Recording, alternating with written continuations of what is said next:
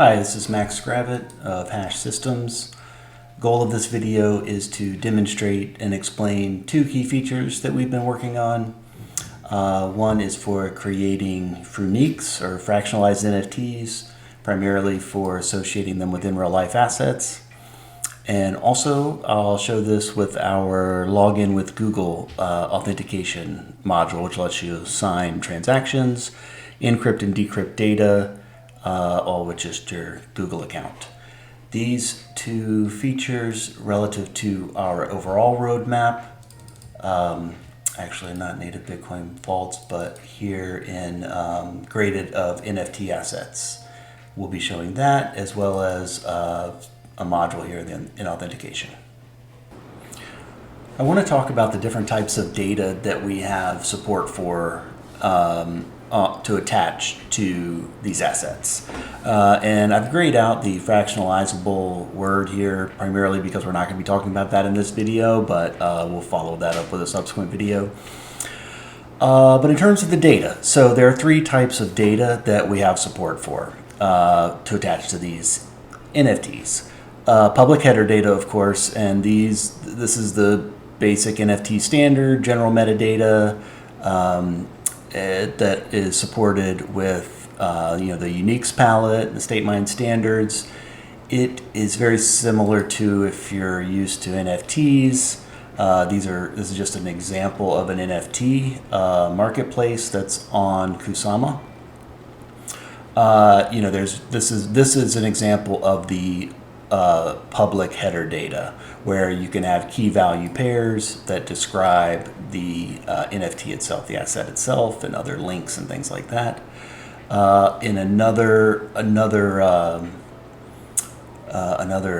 parachain, another chain is very similar though. I think this is using the unique standard also, but it has here attributes, metadata attributes that can be attached to NFT. That is public data that is of small size that gets attached, but the good part about that is that all of that data, even for these Fruniques, will be viewable in pretty much any NFT wallet that's compatible with the uniques palette and state mine standards, which is sort of the lowest common denominator there.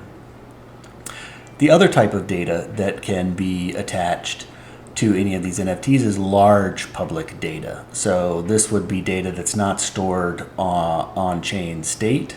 In the on-chain state, there would just be a CID or a link to the data, but the data itself would be public. And it could be files, just a large chunk of JSON data, any videos or zip files, any bytes is fine. The last data type is private data, and that's going to be any secret data that the issuer owner wants to attach to the asset.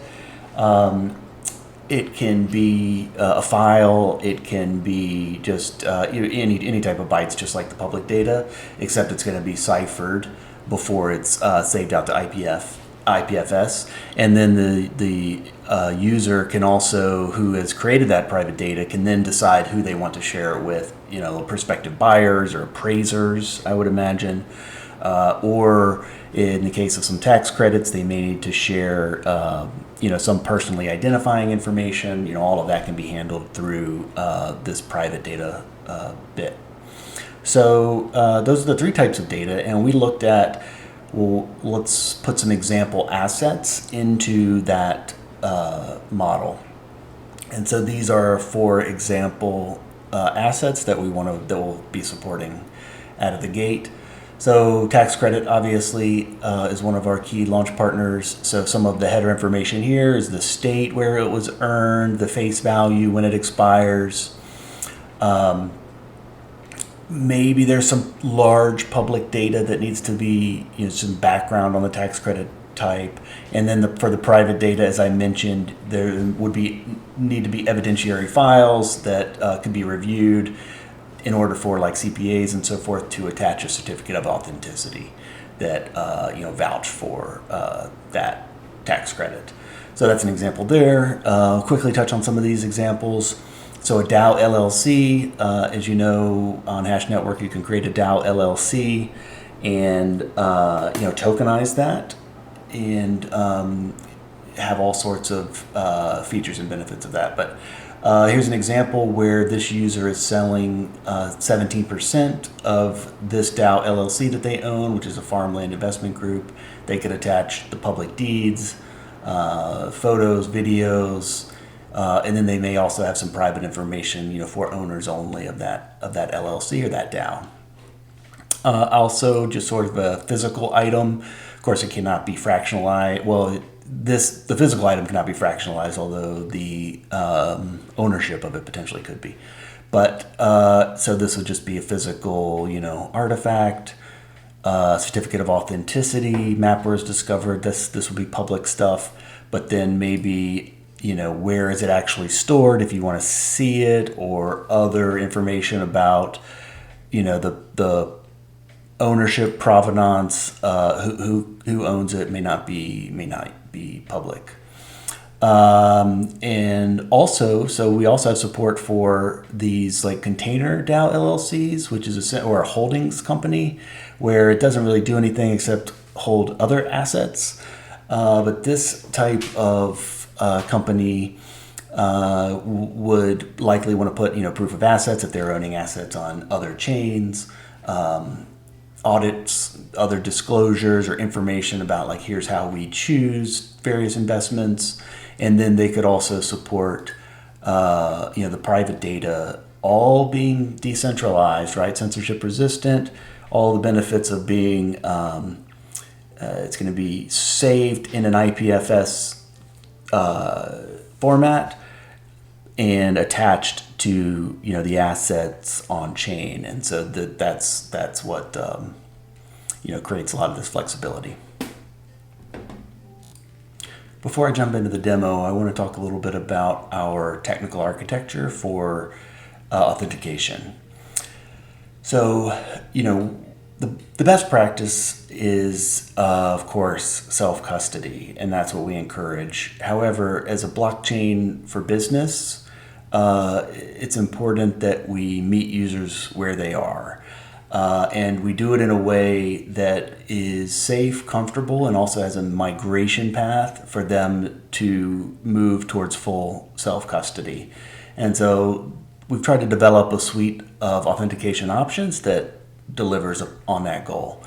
So the one that I'll show you, of course, the users can use, which we would recommend. We have our mobile wallet on iOS and Android. And we also, of course, recommend the Polkadot.js extension. That's sort of what we developed for these first. And these are sort of bolt-ons on top of that framework. But the one I'm going to show you uses Google Drive for developers. So it saves the encryption key for the user's hashed key vault. It saves that key on the user's Google Drive. And so when they log in for the first time, it just asks them, hey, can I have permission to your drive to put your secret there?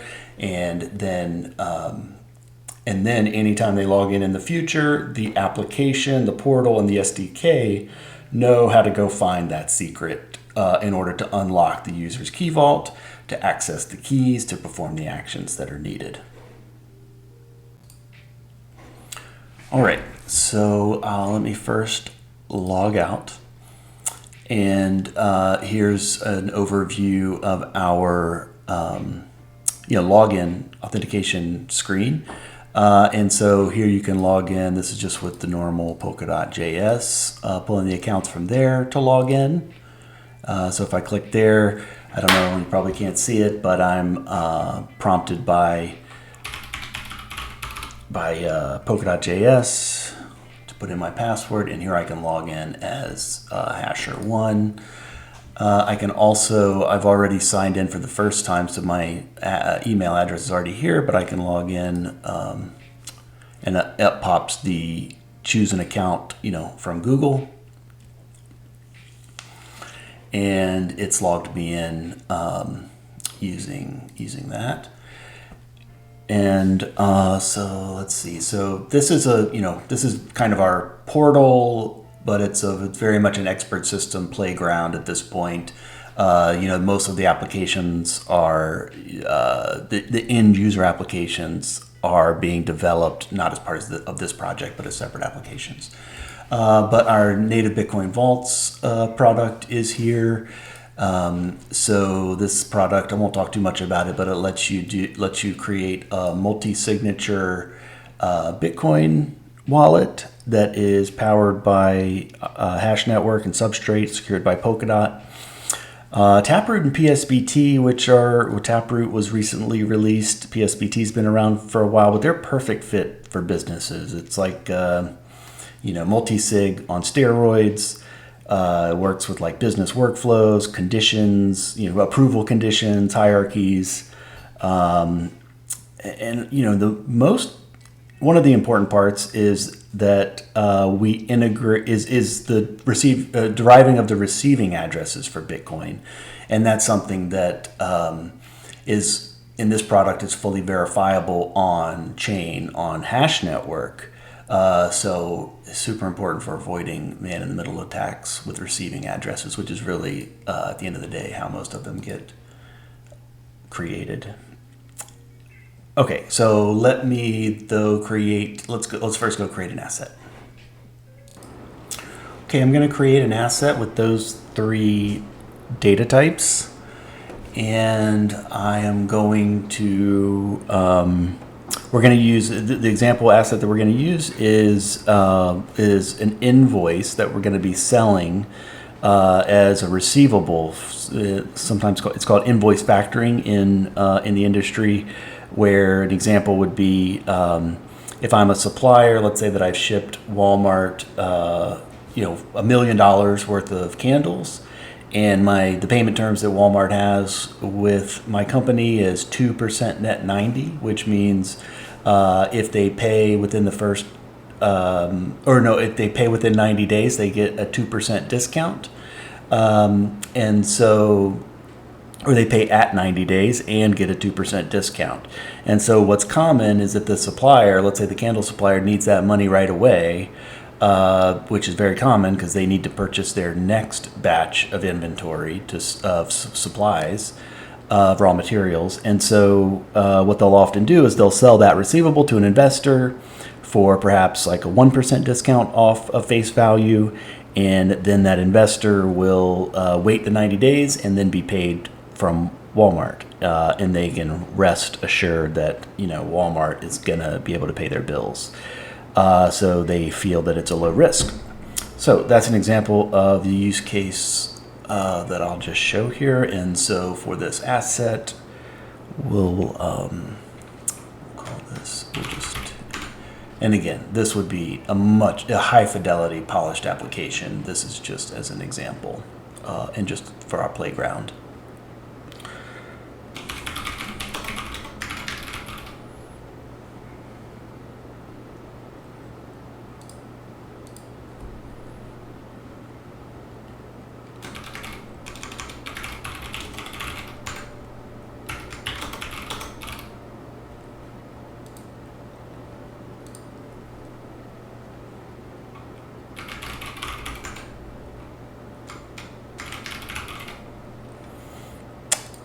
And let's say that they want to keep the actual brand or the company that shipped the candles confidential, at least between just the participants of the sale. We could create something such as this, where we create the invoice, and we will upload the file.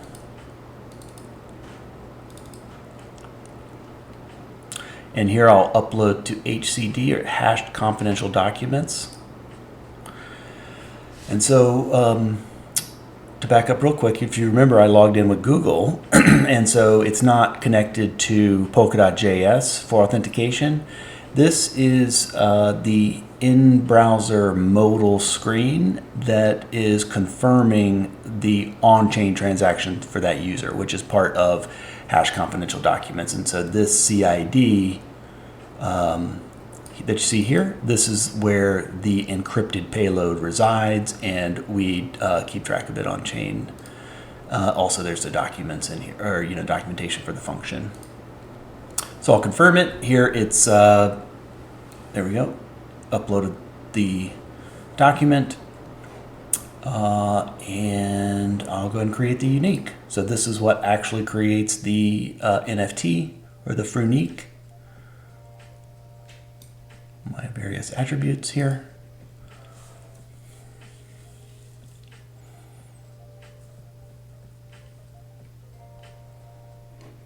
Okay, great. So this is what it looks like. This is what it will look like on chain. Essentially, this is an HCD document, and it will know the application. There's a library that knows how to decrypt that based off the logged in user. And so that's pretty much it. I think this is just a dump of some of the assets that we created. Let's see. Oh, here we go. Yep. And so, yeah, I mean, this is just a dump of the data. Okay, well, and here this is a list of all of the secrets that I've created, sort of separate from the Fruniques. I don't know how important this is to show to the user in this format, but in general, this is how the general purpose interface would work. All of these are just data elements, and the user here can access them, edit them, share them, or delete them, and access documents that other users have shared with them.